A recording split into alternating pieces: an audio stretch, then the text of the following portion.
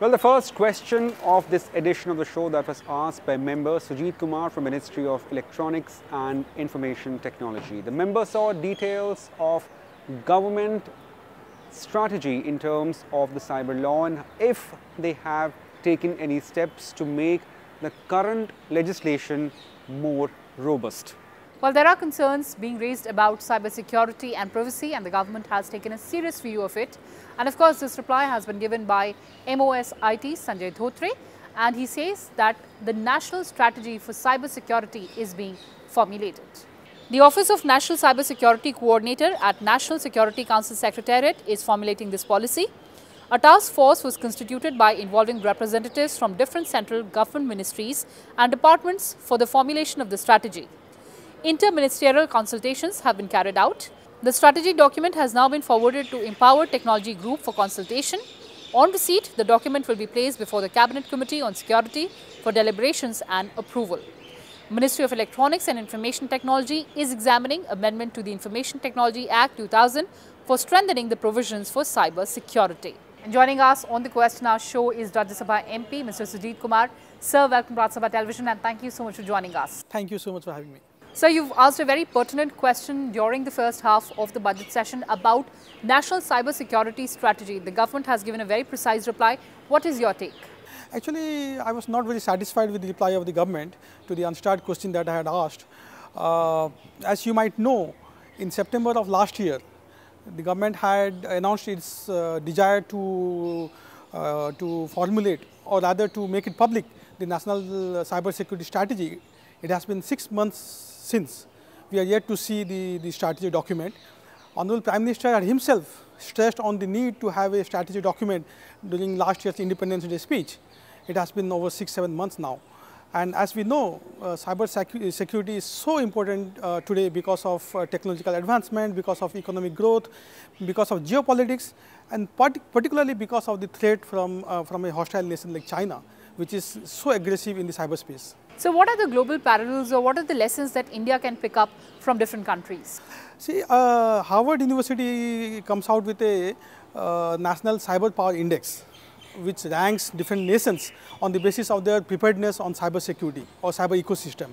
India is ranked a very modest 21 out of the 25 nations that it ranks. China is ranked number 2. Of course, US is number 1.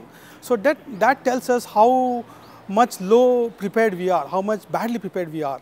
And if you recall, last year we read reports of a Chinese company which was harvesting personal data of citizens, of 24 lakh citizens to be precise, which is very scary. There were unconfirmed reports about a North Korean malware, hacking into the ISRO system. So these are all very dangerous and ominous signals. Now, if you talk of global templates, there are quite a few. Israel is one of the foremost nations as far as preparedness is concerned. Singapore, EU, US, they are all doing fairly well.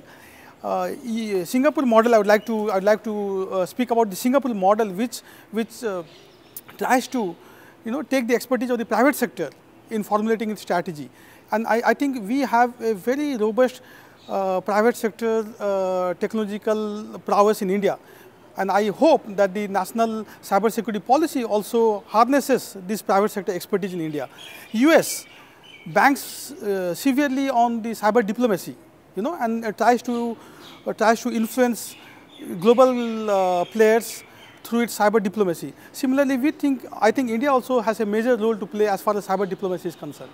Lastly, sir, any specific demand or any specific suggestion that you'd like to make to the government? I think the strategy document is fairly robust. I think it's a fairly robust document as far as making the Indian cyberspace secure, safe is concerned. But I would like to see 3 or 4 specific elements in the document.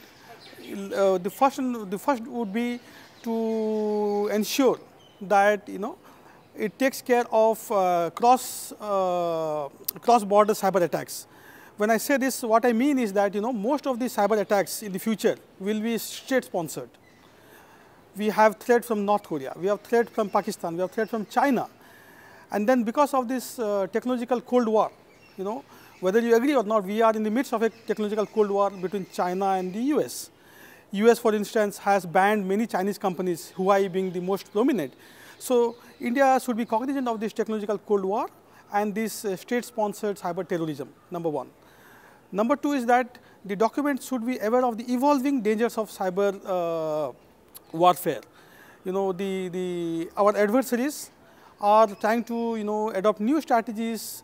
So our document should be one step ahead of it. We are still banking on the 2013 National Cyber Security Policy document. Of course, we have a document which is imminent, but the National Cyber Security Policy of 2013 was definitely not adequate because of the rapid advancement in technology.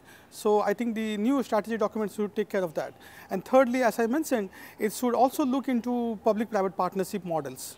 It's extremely necessary and imperative to involve the private sector and the community and the civil society in the policy document. And finally, I think our policy should not only focus on cyber warfare, but should also look into cyber crime, because cyber crime has reached dangerous proportion. During the pandemic, there was 500% increase in cyber attacks and cyber crimes. So international cooperation is essential. Capacity building of our enforcement agencies so that they can do better cyber forensics, they can do better cyber investigations. So all these elements should be incorporated in this strategy document. All right, on that note, Mr. Kumar, thank you so much for joining us.